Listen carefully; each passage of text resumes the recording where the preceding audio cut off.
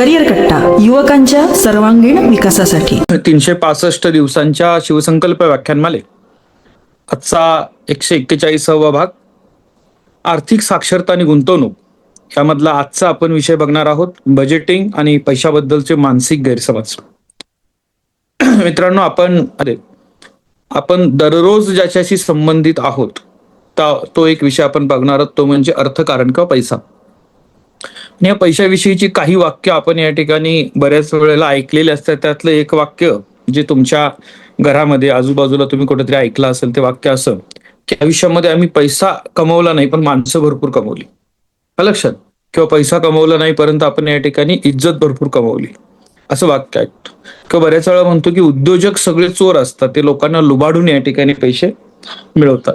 किंवा बऱ्याच वेळा असं म्हटलं जातं की त्याला पैशाची हाव भरपूर आहे, तो या ठिकाणी थोडंसं या ठिकाणी अत्यंत लोभी आहे. अशी वाक्य आपण आपल्या आजूबाजूला ऐकली असतील. हे लक्षात त्याच्या बाबतीत म्हणजे पैसा कमवणं म्हणजे या ठिकाणी कुठंतरी आपल्या नशिबाचा भाग आहे, पैसा मिळणं नशिबाचा भाग आहे, किंवा दुसऱ्याला लुबाडूनच पैसे मिळवता येतात.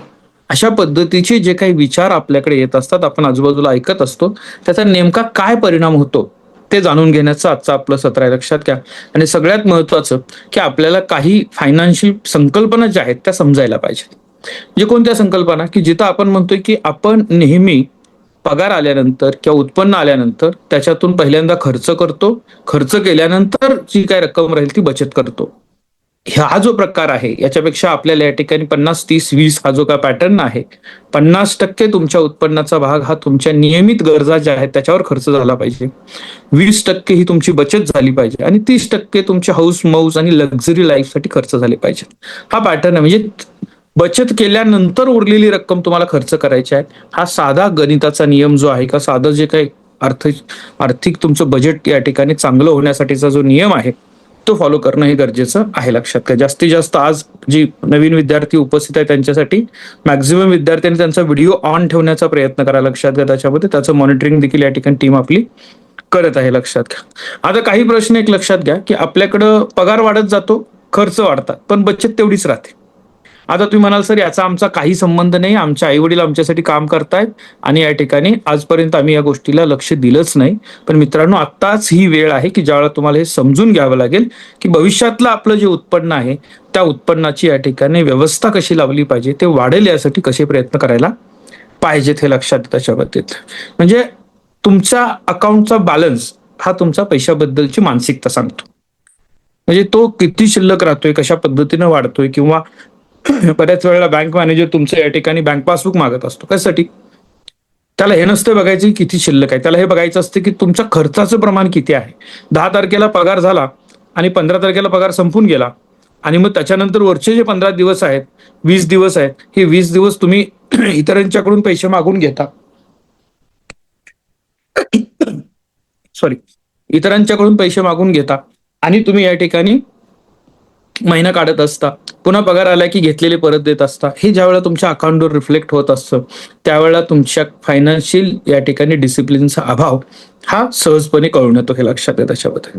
मग मनी माइंडसेट म्हणजे नेमकं काय?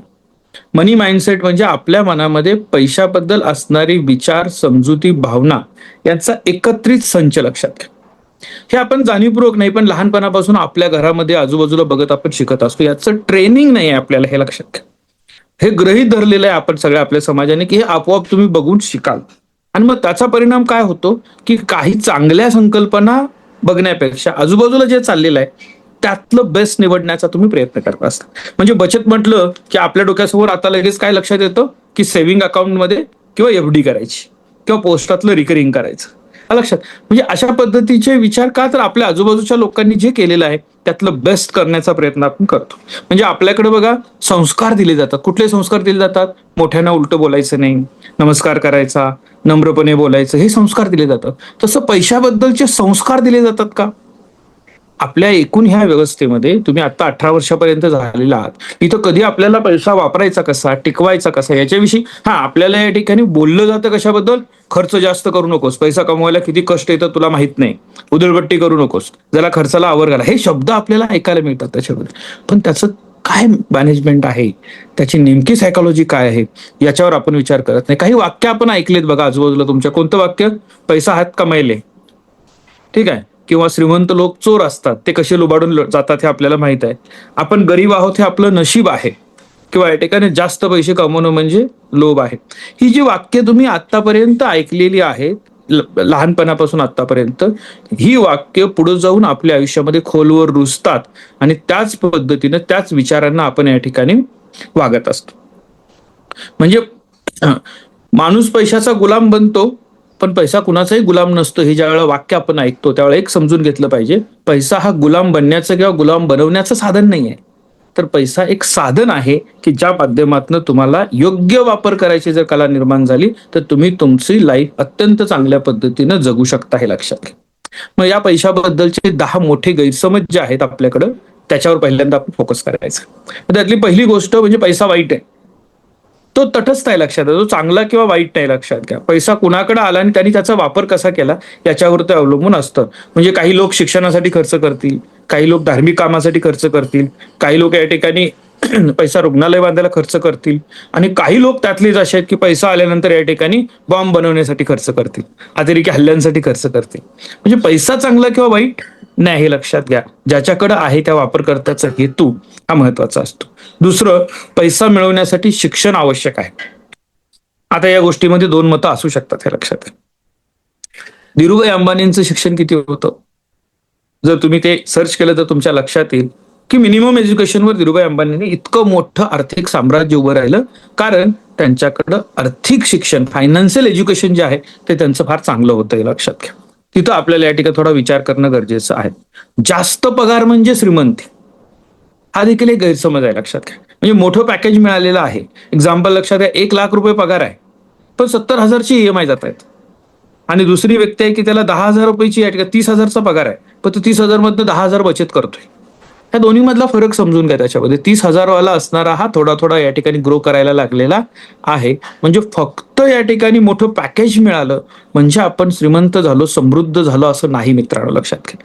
श्रीमंत होणं, समृद्ध होणं हा प्रत्येकाचा अधिकार आहे असं माझं म्हणणं, आणि हे स्वप्न आपल्याला पडायला पाहिजे. आपल्या प्रगतीमध्ये, आपल्या असणाऱ्या परिस्थितीमध्ये बदल करण्यासाठी, हे लक्षात घ्या. कारण काय की बिल गेट्सचं एक वाक्य आहे, तुम्ही जर रिसर्च केलं तर लक्षात येईल की तुम्ही कोणत्या कुटुंबात जन्माला आलात, तुम्ही गरीब म्हणून जन्माला येणं हे नक्कीच तुमच्या हातात नव्हतं, पण तसंच जर तुम्ही जग सोडून जात असाल ते सर्वस्वी दोष तुमचा आहे. ही परिस्थिती बदलणं आपल्याला शक्य आहे. आपल्या घरातलं असणारं चित्र बदलणं आपल्याला शक्य आहे. योग्य मेहनत आणि नियोजन आपल्याकडे असायला पाहिजे, लक्षात घ्या. दुसरं आपण काय म्हणतो, बचत म्हणजे कंजूसपणा. कंजूसपणा म्हणजे बचत नाही, लक्षात घ्या. सत्य काय, बचत म्हणजे भविष्यातलं स्वातंत्र्य आहे. वॉरन बफेटने यासाठी सांगितले काय की भविष्यातलं स्वातंत्र्य जर पाहिजे असेल तर आत्ता आपली बचत या ठिकाणी व्यवस्थित असायला पाहिजे, हे लक्षात घ्या.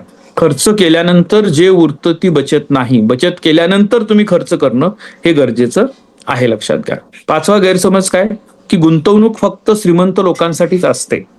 आता काळ बदलत गेला मित्रांनो, लक्षात घ्या. एक काळ भारतामध्ये असा होता, आपण सगळ्यांनी तो अनुभवला, कदाचित तुम्ही तो बघितला पण नसेल, की शेअर मार्केटमध्ये काम करणं हे थोडं ठराविक मुठभर लोकांच्यासाठीच होत होते. तिथं मक्तेदारी होती, तिथे या ठिकाणी मध्यस्थांचा सुळसुळाट जास्त मोठ्या प्रमाणात होता. पण आता इतकं सोपं, सहज, सुंदर झालेलं आहे. तुमचा गुगल पे, फोन पेच्या माध्यमातून शेअर मार्केटमध्ये तुम्ही एखादा शेअर घेऊ शकता, विकू शकता, त्याच्यावरनं सोनं घेऊ शकता. इथपर्यंत टेक्नॉलॉजी पुढे गेलेली आहे. तेवढेच, ज्यावेळेला मी टेक्नॉलॉजीचं सांगतोय त्यावेळेला लक्षात घ्या, तेवढेच आपल्याला फसवणाऱ्या लोकांची देखील या ठिकाणी काय झालेले प्रमाण वाढलेलं आहे. फ्रॉड करणारे किंवा चुकीचे खोटे ऍप दाखवणारे वगैरे ह्या गोष्टी आलेल्या आहेत, हे लक्षात त्याच्या बाबतीत. आता दुसरं महत्वाचं असते की आता आपल्याला अगदी 500 रुपये पासून देखील SIP तुम्ही चालू करू शकता, म्हणजे इन्व्हेस्टमेंटला सुरुवात करू शकता, लक्षात घ्या. कर्ज म्हणजे वाईटच असं एक म्हटलं जातं, म्हणजे तो कर्जात आहे म्हणजे तो त्याची परिस्थिती फार चांगली नाही, असं बऱ्याच वेळा आपल्याकडे विशेषतः ग्रामीण भागामध्ये बघायला मिळतं. आता 2 ट्रेंड बघा त्याच्यामध्ये. काही लोकांची मानसिकता अशी आहे की उद्योजक मोठी कर्ज काढतात कारण त्यांना बुडवायचं असतं असं आपण म्हणतो, आणि दुसऱ्या बाजूला असं म्हणतो की बाबा डोक्यावर कर्ज मला कुठलं नकोय. त्या दोन्ही मानसिकतेमधली लक्षात घ्या की तुम्हाला पहिल्यांदा वाईट कर्ज कोणतं आणि चांगलं कर्ज कोणतं, म्हणजे बॅड डेट्स आणि गुड डेट्स हे समजलं पाहिजे. तुमचं शिक्षण, घर, व्यावसायिक कर्ज जे आहे, जे भविष्यामध्ये तुम्हाला उत्पन्न वाढायला मदत करणार आहे, हे चांगल्या कर्जामध्ये येतं, लक्षात घ्या. आणि जे क्रेडिट कार्ड, मोबाईलसाठीचा EMI, इतर तुम्ही लागणाऱ्या लक्झरियस गोष्टी ज्या घेतलेल्या आहेत, ज्या कुणाला तरी दाखवण्यासाठी म्हणून घेतलेल्या आहेत, लक्षात घ्या, ते तुमचं या ठिकाणी फायनान्शियल ट्रॅप वाढवतात. म्हणून ते या ठिकाणी बॅड डेट्समध्ये कन्सिडर केले जातात, लक्षात घ्या. दुसरा महत्वाची गोष्ट या ठिकाणी लक्षात घ्या 7 नंबरचा, की पैसा साठवायचा कुठं? ठीक आहे, वाचवायचं तर कुठं साठवायचा? जसं मी सुरुवातीला सांगितलं, आता 2च पर्याय आपल्या समोर येतात. एक तर पोस्टामध्ये रिकरिंग RD, किंवा आपण म्हणतो बँकेमध्ये FD करायचं. तर तो काळ बदललाय मित्रांनो, लक्षात घ्या. आपल्या पाठीमागच्या पिढीनं याच पर्यायांचा वापर करून चांगल्या पद्धतीनं बचत केली असण्याची शक्यता नाकारता येत नाही. पण आताचा काळ बदललेला आहे. आता आपल्याला जर समजा दरवर्षी या ठिकाणी महागाईमुळं 6 ते 7% या ठिकाणी आपला पैसा वीक होत असेल आणि FD फक्त 6% देत असेल, तर तुमचा पैसा महागाईमध्ये टिकणार नाही, तेवढाच राहिले, लक्षात घ्या. म्हणजे घरात कपाटात ठेवला काय आणि बँकेत ठेवला काय, पैशामध्ये या ठिकाणी तुम्हाला वाढ मिळणार नाही, काळानुरूप त्याचा फायदा मिळणार नाही. म्हणून आपल्याला या ठिकाणी आता काय करावं लागणार आहे, की आर्थिक गुंतवणुकीचे आधुनिक पर्याय जे आहेत, हे पर्याय समजून घेणं गरजेचं आहे, हे लक्षात त्याच्या पद्धतीने. आता एक दुसरा गैरसमज आपल्याला काय, की पैसा आला की सगळी सुख आपोआप येतात, हा देखील गैरसमज आहे, लक्षात घ्या. पैसा आल्यानंतर सुख आपोआप येतात असं होत नाही, हे लक्षात घ्या. कारण उत्पादन वाढलं किंवा उत्पन्न वाढलं म्हणजे तुमची जगण्याची पद्धत वाढेल असं नाही. उत्पन्न वाढल्यानंतर तुम्ही कसं वागता, ही मानसिकता देखील फार महत्वाची असते, लक्षात घ्या. की त्या विशिष्ट मर्यादेपर्यंत तुम्हाला सुख वाढतं, तर त्यानंतर येणारा पैसा नात्यामधून, आरोग्यातून किंवा इतर उद्देशातून येत असतो. सुख हे पैशातून येत नाही, लक्षात घ्या. बेसिक गरजा भागल्या की मग तुम्हाला चांगले रिलेशनशिप लागतात, चांगलं हेल्थ लागते, लक्षात. या सगळ्या गोष्टींसाठी आपल्या म्हणजे सुखाच्या संकल्पना प्रत्येक वेळेला बदलत जात आहेत. पैसा हे एकमेव नाही, पण गरजेपुरता पैसा असायला लागेल, हे लक्षात घ्या. 9 नंबरचा विषय आपल्यातला महत्वाचा गैरसमज, की मला पैशाचं व्यवस्थापन जमतच नाही, असा एक समज किंवा गैरसमज आपला स्वतःबद्दल असण्याची शक्यता असते, लक्षात घ्या. तर तिथं काय होतं, की पैसा व्यवस्थापन हे कौशल्य आहे. ठीक आहे, प्रतिभा नाही, म्हणजे चित्र काढणं विशेष एकाला जमेल किंवा असं नाही. हे कौशल्य आहे, जे आत्मसात करता येणं शक्य आहे. पैशाचं मॅनेजमेंट करणं एक स्किल आहे, जे मिळवणं शक्य आहे, हे लक्षात घ्या. पहिल्यांदा 10वं या ठिकाणी एक आत्ता बघू ऐवजी काय म्हणतो आपण त्याच्यामध्ये, उद्या बघू, आत्ता पहिल्यांदा आपण जगून घेऊ, नंतर आपण या ठिकाणी या सगळ्या गोष्टी सेव्हिंग हे ते या गोष्टीचा विचार करू, हे लक्षात. हा उद्या आपला कधीच येत नाही, लक्षात द्या. कल करे सो आज कर, आज करे सो अब, ही गोष्ट आपल्याला समजून घ्यायला लागणार आहे मित्रांनो, लक्षात घ्या. त्याच्यानंतर या ठिकाणी आपण ज्या वेळेला हे गैरसमज बघतो, त्यावेळेला आर्थिक स्वातंत्र्याची पहिली पायरी काय आपली आहे, तर आपलं बजेटिंग. तुम्ही आज महिन्याला 1,000 खर्च करत असाल आई वडिलांनी दिलेले, किंवा तुम्ही स्वतःचे कमवून 10,000 खर्च करत असाल, त्या दोन्हीसाठीही बजेटिंग फार महत्वाचं असतं. बजेट म्हणजे फक्त हिशोब नसतो मित्रांनो, तुमच्या पैशाला योग्य डायरेक्शन देण्याची ती सुरुवात असते. आणि त्याचं मी सुरुवातीलाच तुम्हाला सांगितलं 50-30-20 चा जो फॉर्म्युला आहे.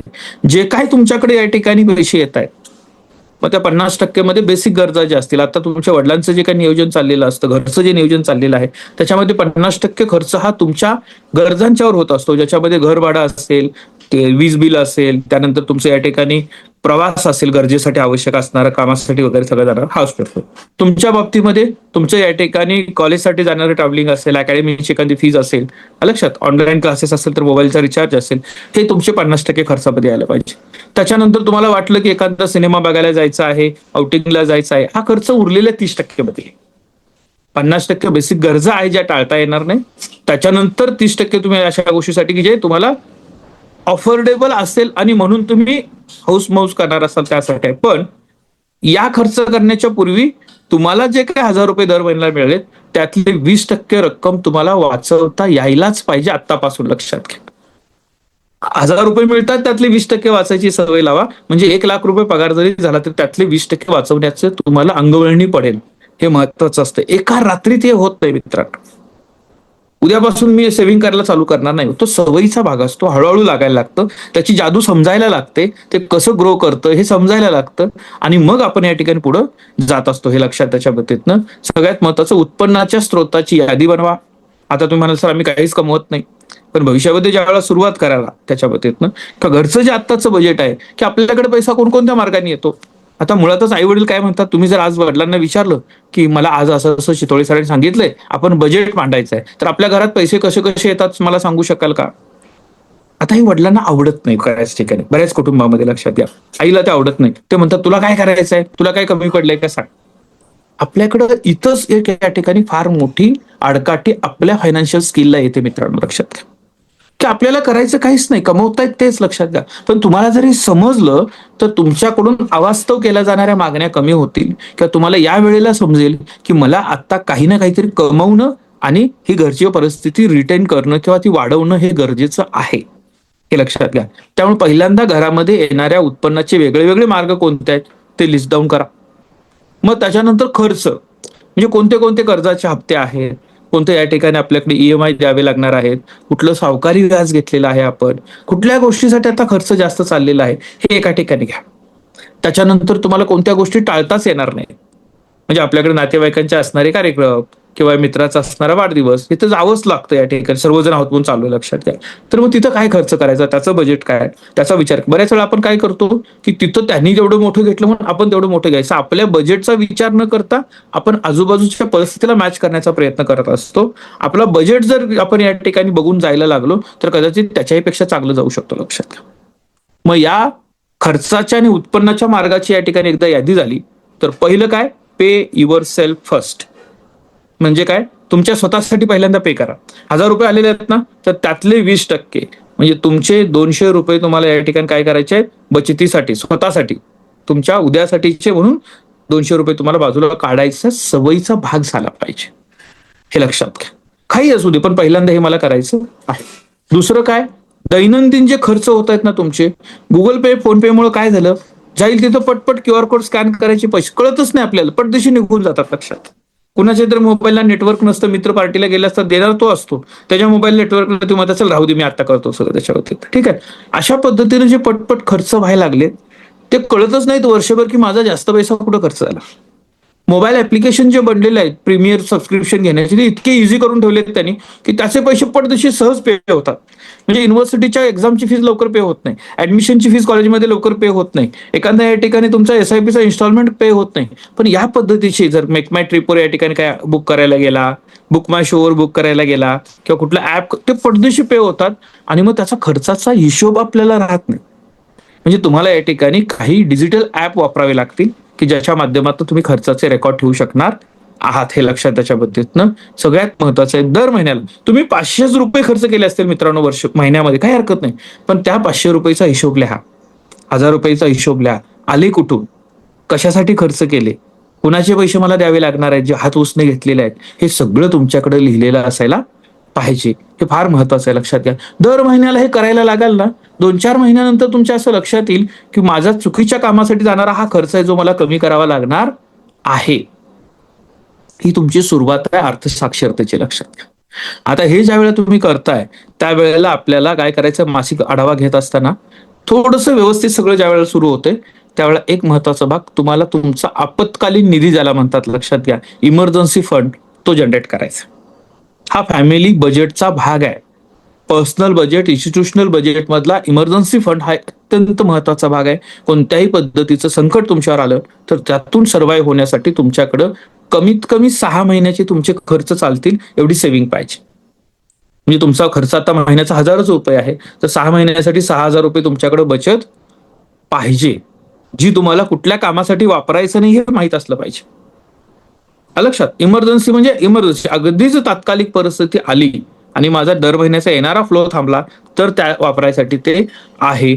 मुळात मित्रांनो, आपल्याला ही सवय आहे का याचा विचार करा. काय की माझ्या वॉलेटमध्ये आत्ता 200 रुपये आहेत, पण ते मला आत्ता वापरायचे नाही, ती माझी बचत आहे किंवा ते माझं इमर्जन्सी फंड आहे म्हणून ठेवायची सवय आहे का? आपल्यापैकी बऱ्याच लोकांना सवय असेल, आलं या ठिकाणी काहीतरी समोर काम, पहिला देऊन टाक, नंतर बघू काय असेल ते. हे नंतर बघू तुमची फायनान्शियल डिसिप्लिन या ठिकाणी काय करते, बिघडवतं, किंवा नंतर बघू हे तुम्हाला एका आर्थिक दृष्टचक्रात या ठिकाणी अडकवतं, हे लक्षात घ्या. त्याची काळजी आपण करायला पाहिजे. आता श्रीमंत माणसांची मानसिकता काय किंवा काय याच्याविषयी माझ्यापेक्षा जास्त तुम्ही ते रिच डॅड पुअर डॅड सारखं पुस्तक किंवा त्याची समरी ही जर ऐकली तर तुम्हाला या ठिकाणी चांगल्या पद्धतीने समजेल, लक्षात घ्या. म्हणजे एक सायकोलॉजिकल जो काही इम्पॅक्ट असतो तो समजला पाहिजे. मग त्यातली विकर किंवा गरीब मानसिकता काय, लक्षात घ्या, की मला हे परवडणार नाही, आणि श्रीमंतांची मानसिकता म्हणून काय विचार करतो आपण, समृद्धी, वैचारिक दृष्ट्या समृद्धी कुठली, की मला परवडेल कसं, त्यासाठी मला काय प्रयत्न करायला पाहिजे, त्यासाठी मला एक्स्ट्रा काय उत्पन्नाचे मार्ग निर्माण करायला पाहिजेत, हा विचार असतो लक्षात घ्या. दुसरं, या ठिकाणी आपण लायबिलिटी विकत घेतो आणि असेट विकत घेणं, असेट विकत घेऊन भविष्यातली उत्पन्नाचे मार्ग निर्माण करणं ही एक रिच माइंडसेटची या ठिकाणी महत्वाची एक विषय आहे लक्षात घेतो, त्यातली एक कला आहे लक्षात. त्याच्या पद्धतीनं गरीब मानसिकता काय म्हणतो, आधी खर्च करा, उरलेले पैसे बचत करा. आणि आता जी सांगितलेली मी सिस्टम काय सांगितली, समृद्ध मानसिकता काय सांगते तुम्हाला, की आलेल्या उत्पन्नातनं पहिला बचत करा आणि मग खर्च करा, हे लक्षात घ्यायला पाहिजे. आपल्या आलेल्या मानसिकतेतून किंवा आलेल्या उत्पन्नातून तात्कालिक सुख ही आपली एक या ठिकाणी वीक माइंडसेट असतो आणि तुम्हाला या ठिकाणी भविष्यातला विचार करून या ठिकाणी इन्व्हेस्ट करणं ही तुमची समृद्ध मानसिकतेचं लक्षण असतं, हे लक्षात घ्या. काही वेळेला या ठिकाणी भीतीनं निर्णय घेतले जातात. गरीब मानसिकता असेल त्यावेळेला आता आता काय करायचं, आता इथे पैसे व्याजाने घ्या, द्या, करा, हे निर्णय घेतले जातात. आणि समृद्ध मानसिकता असणारे लोक मात्र विचार करतात की काय आहे त्याची माहिती घेऊ, काय होऊ शकतं ते समजून घेऊ, त्याच्या फायदा तोट्याचा विश्लेषण करू आणि मग निर्णय घेऊ. निर्णय प्रक्रियेवर याचा परिणाम 100% होत असतो मित्रांनो. वयाच्या 20व्या 22व्या 25व्या वर्षी 50 लाख 60 लाख 1 कोटीचा फ्लॅट EMI वर घेणारे तुमचे काही मित्र असतील, तुमचे काही या ठिकाणी मोठे सिनियर्स असतील, लक्षात घरातले कोणते असतील, ते आयुष्यातले 30 वर्ष EMI फेडण्यामध्ये घालतात. आणि त्या प्रेशर खाली ते या ठिकाणी बॉस कितीही त्रास देत असेल, कंपनीमध्ये कितीही लॉस होत असेल, कंपनीमध्ये कितीही त्रास होत असेल, तर कंपनी स्विच करण्याचं धाडस करत नाहीत, कारण घराचे EMI चालू आहे. म्हणजे जगणं हरवून जातं मित्रांनो आपलं, हे लक्षात घ्या. हे जगणं हरवून द्यायचं नसेल तर आपल्याला एक उत्तम असं फायनान्शियल प्लॅनर बनायला पाहिजे प्रत्येकाला. तुम्ही आर्ट्सचे विद्यार्थी आहात, कॉमर्सचे विद्यार्थी आहात, प्रोफेशनल कॉलेजचे विद्यार्थी आहात, काही मॅटर करत नाही. पैसा हा प्रत्येकाचा अविभाज्य भाग आहे. तो मिळवणं, टिकवणं, वाढवणं हे आपलं स्किल आहे, जे आपल्याला शिकावं लागणार आहे, लक्षात घ्या. आता हे कसं शिकायचं आहे, याच्याविषयी कोणत्या चर्चा करायच्या, मॉडेल्स काय आहेत, याच्यावर आपण या ठिकाणी पुढच्या सेशनमध्ये बोलणार आहोतच, लक्षात घ्या मित्रांनो. पण आपली ही जी व्याख्यानमाला आहे, ह्या व्याख्यानमालेमध्ये आता 2-4 मुलांनी मेसेज टाकले, अटेंडन्स लिंक द्या. त्यासाठी येऊच नका. अटेंडन्स लिंक ही तुम्हाला बरोबर या ठिकाणी 7/19 मिळणार आहे. 7:20 अटेंडन्स लिंक तुम्ही भरून जाऊ शकता, लक्षात घ्या. मग तुम्हाला उद्यापासून तसं करायचं असेल तर डायरेक्ट 7/19 जॉईन करा, लिंक घ्या, भरा आणि तुम्ही निघून जा. याचा काहीच उपयोग होणार नाही, हे लक्षात त्याच्यावरती. आपण हे जी सिरीज चालू केलेली आहे ती यासाठी आहे की 6:55 ते 7:20 ही 25 मिनिटं मी स्वतः माझ्या डेव्हलपमेंटसाठी इथं देणार आहे. माझा व्हिडिओ ऑन असेल, मी पूर्ण लक्ष देऊन ऐकेल आणि त्यानंतर दिलेला टास्क जो आहे तो मी कंप्लीट करणार आहे. तर आजचा टास्क आपल्याला काय आहे, तर आजचा टास्क आपला हाच आहे की आपण पहिल्यांदा आपल्या घरातले उत्पन्नाचे मार्ग आणि खर्चाचे मार्ग याचे लिस्टिंग करा, चर्चा करा आई वडिलांच्या बरोबर. तुम्ही म्हणा की तुम्ही काय कमवताय हा भाग वेगळा आहे, घरची परिस्थिती काय आहे हा भाग वेगळा आहे. त्याच्यामध्ये जर मला पुढे जाऊन हे शिकायचं असेल, मला अडचणी यायच्या नसतील, तर मला हे थोडंसं समजून घ्यायचं आहे आणि प्लॅनिंग करायचं आहे, लक्षात. कदाचित मित्रांनो तुमच्याकडं या गोष्टी जर समजल्या या काळातनं, आताच्या काळातनं, लक्षात घ्या, तर कदाचित तुमच्या वागण्याच्या पद्धतीमध्ये बदल होऊ शकतो. तुमच्या वागण्याच्या पद्धतीपेक्षा तुमच्या भविष्यातल्या प्लॅनिंगमध्ये त्याची चांगली मदत होऊ शकते. कशा पद्धतीने नियोजन करायचं हे तुम्ही ठरवू शकता, लक्षात घ्या. त्यामुळे आजचा टास्क फॅमिली बजेटवर लक्ष द्या. घरचे उत्पन्नाचे मार्ग, घरचे खर्चाचे मार्ग काय आहेत आणि आपण 50-30-20 मध्ये बसतो का? आपण 50-30-20 मध्ये बसत असू तर काहीच अडचण नाही. याच्यापेक्षा चांगला फॉर्म्युला असेल तर अजून चांगली गोष्ट आहे, लक्षात घ्या. पण जे बदलत चाललेलं आहे हे समजून घेणं गरजेचं आहे. आर्थिक शिस्त आणि पुस्तकातलं अर्थशास्त्र याच्यात फरक आहे, पहिल्यांदा समजून घ्या. अर्थशास्त्रामध्ये तुम्हाला म्हणजे एखादे अर्थशास्त्रामध्ये PhD करणाऱ्या व्यक्तीला हे नाही समजत आहे की मला दर महिन्याला घराचं भाडं भरायला दुसऱ्याकडनं पैसे का घ्यावे लागतात, तर ती PhD काही कामाची नाही. ती PhD हा वेगळा विषय आहे, ती क्वालिफिकेशन आहे, ती पात्रता तुम्ही मिळवली. पण तुम्हाला आता काय करायचं आहे की तुम्हाला तुमच्या स्वतःच्या बजेटपासून याची सुरुवात करायची आहे. प्रत्येक मिनिट तुमच्यासाठी महत्वाचं आहे आणि त्यासाठी तुम्हाला आतापासून कामाला लागायचं आहे, लक्षात घ्या. आजच्या बैठकीला, आजच्या मीटिंगला उपस्थित सगळ्यांचं मनपूर्वक या ठिकाणी आभार. जे नवीन संसद जॉईन झालेले आहेत त्यांनी रिपोर्ट करा आपल्या आपल्या ग्रुपला की किती लोक जॉईन होते, काय होते सगळे. त्याच्यामध्ये श्रीगोंदा कॉलेज एक अत्यंत चांगल्या पद्धतीने सिस्टम फॉलो करतं. दररोज त्यांची मुलं जॉईन असतात, झाल्यानंतर त्यांनी 1 पानाचा फीडबॅक लिहितात. तो त्यांच्या कोऑर्डिनेटरला दिलेला असतो आणि सेशन चालू असताना त्याचं एक या ठिकाणी स्क्रीनशॉट काढून त्यांनी त्यांच्या ग्रुपला टाकलेला असतो. हे एक आपणच आपल्यावर टाकलेली जबाबदारी आहे. म्हणजे मी होतो हे मी सांगितलं आणि त्याच्यात काय आउटकम मिळालं हे कळणार आहे. लक्षात घ्या, दररोज 1 मिनिटामध्ये शेवटचा टास्क सांगितला जातोय, तो टास्क कंप्लीट करायचा आहे. त्या कुठेही तपासलं नाही जात मित्रांनो. लक्षात घ्या, तुम्ही केलं का नाही केलं. ठीक आहे. अटेंडन्स शीट परत एकदा टाका. Attendance link madam. ठीक आहे, अटेंडन्स लिंक पाठवलेली आहे लक्षात घ्या त्याच्यामध्ये. ठीक आहे. चला, आज उपस्थित सगळ्यांचं मनपूर्वक या ठिकाणी आभार. तुम्हाला आजच्या दिवसासाठी मनपूर्वक शुभेच्छा. पुन्हा भेटू संध्याकाळी आपल्या ट्रेनिंगमध्ये. धन्यवाद.